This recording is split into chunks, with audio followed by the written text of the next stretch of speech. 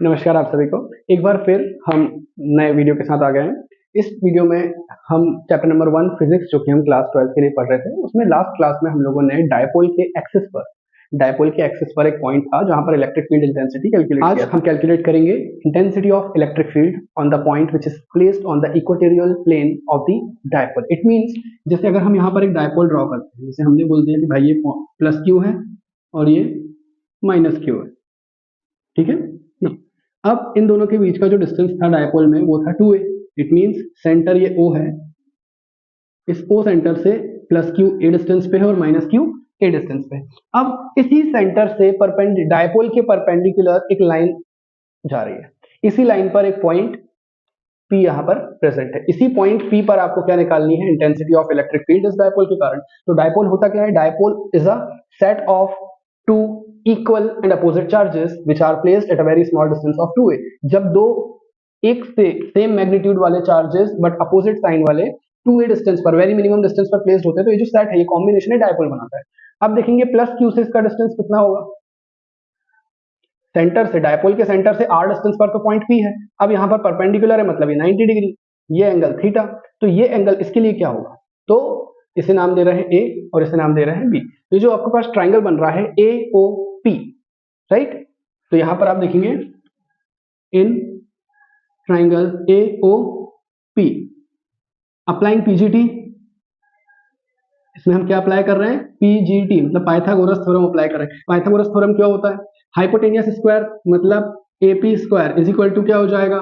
OA square plus OP square. OA का square करेंगे मतलब A स्क्वायर प्लस OP कितना है? R square. तो ये AP square is equal to A square plus R square. तो AP की वैल्यू निकालेंगे तो कितना हो जाएगा?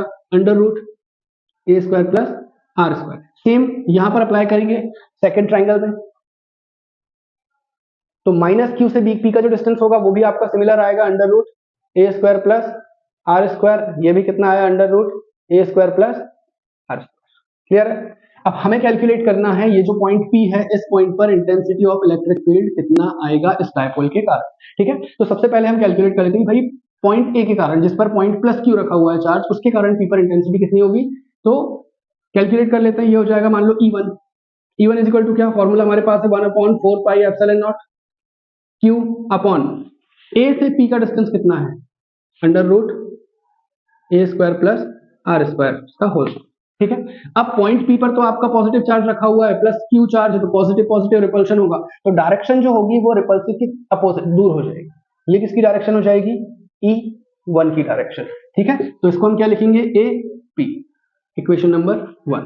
अब माइनस क्यू चार्ज के कारण P पर जो इंटेंसिटी होगी वो कैसे निकालेंगे भाई? ये इसको दे दो नाम E2 is equal to 1/4 pi epsilon nought Q upon distance, इसका भी यही है, तो ये हो जाएगा under root A square plus R square का होल स्क्वायर। अब ये नेगेटिव है, ये पॉजिटिव है, तो यहाँ अट्रैक्शन होगा, तो डायरेक्शन E2 की यहाँ होगी इस तरफ, तो मतलब P से B की तरफ, तो P B डायरेक्शन हो जाएगी, इक्वेशन नंबर। क्लियर है? तो सेपरेटली निकाला प्लस क्यू के कारण पॉइंट P पर इंटेंसिटी, माइनस क्यू के कारण पॉइंट P पर इंटेंसिटी। अब नेट इंटेंसिटी टोटल निकालना है, ठीक है। तो पिछले वाले डेरिवेशन में क्योंकि डायपोल के एक्सिस पर पॉइंट था, तो हमने क्या किया था?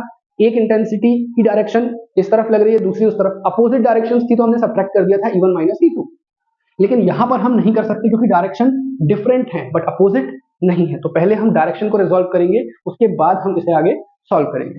तो देखो E1 की डायरेक्शन दूर जा रही है, E2 की डायरेक्शन इस तरफ आ रही है, क्योंकि यहाँ रिपल्शन हो रहा है, यहाँ अट्रैक्शन हो रहा है। अगर हम एक लाइन पैरेलल यहाँ पर ड्रॉ करते हैं, इसे नाम दे देते हैं X, ठीक है। अब ये इस लाइन में देखेंगे डायपोल की लाइन है, ये एंगल बन रहे हैं थीटा, ये दोनों लाइंस एक दूसरे के पैरेलल है, ठीक है। तो अगर ये एंगल थीटा है तो ये एंगल भी थीटा होगा, ठीक है। इन दैट केस अगर ये E1 है और ये थीटा बना रहा है इस एक्सिस के साथ, हॉरिजॉन्टल एक्सिस के साथ, तो ये हो जाएगा आपका E1 cos थीटा और ये हो जाएगा आपका E1 sin थीटा, ठीक है। अब E2 पे आते हैं, ये वाला एंगल थीटा है तो पैरेलल लाइन है, ये अपोजिट एक्सटीरियर एंगल्स सेम होंगे, तो E2 का एंगल बन रहा है थीटा इस एक्सिस के साथ, तो ये वाला हो जाएगा आपका E2 cos थीटा और ये हो जाएगा आपका E2 sin थीटा। अब यहाँ पर डायरेक्शन रिजॉल्व हो गई है, तो आप देखोगे कि E1 sin थीटा और E2 sin थीटा एक दूसरे के अपोजिट हैं, मतलब यहाँ पर क्या हुआ है? E1 sin theta is equal to E2 sin theta, इसने एक दूसरे को बैलेंस कर दिया, तो अब हम इसकी बात नहीं करेंगे। हम यहाँ पर देखते हैं कि नेट जो लग रहा है E1 cos थीटा और E2 cos थीटा, ये दोनों लग रहा है px डायरेक्शन। तो क्या होगा, total electric field intensity, total electric field intensity निकालेंगे, E इज इक्वल टू क्या हो जाएगा, E1 cos theta plus E2 cos theta.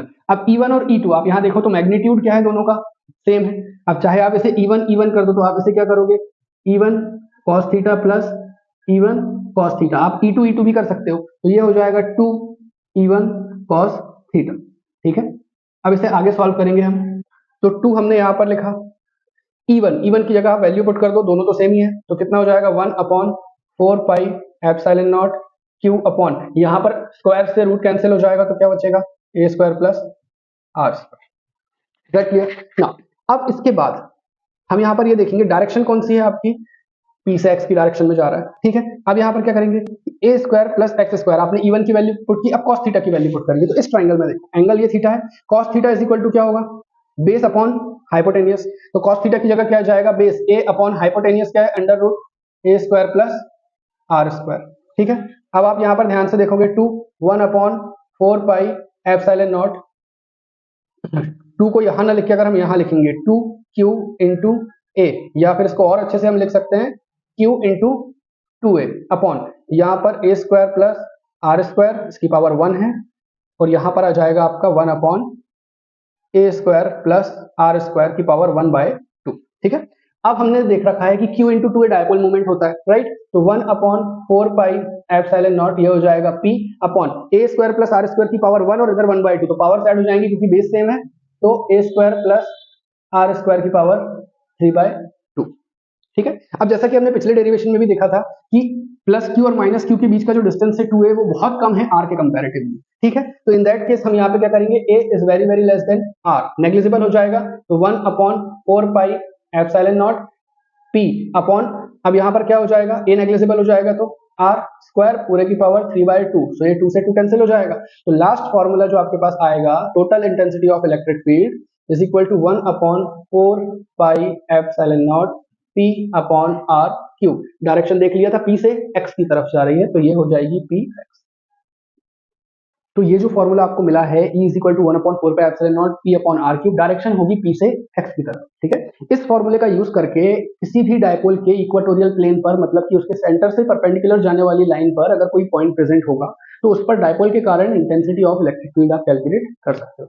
अगर आपको कोई भी डाउट हो, कमेंट सेक्शन पे आप ड्रॉप कर देना, उस पर रिलेटेड हम लोग एक सेपरेट वीडियो बनाकर अपलोड कर देंगे, और जो भी आपके रिक्वायर्ड टॉपिक्स हैं उसके बारे में आप मेंशन कर सकते हो, हम उस पर भी एक वीडियो बनाकर अपलोड कर देंगे। लाइक करना, शेयर करना और सब्सक्राइब करना अगर पसंद आए तो। Thank you.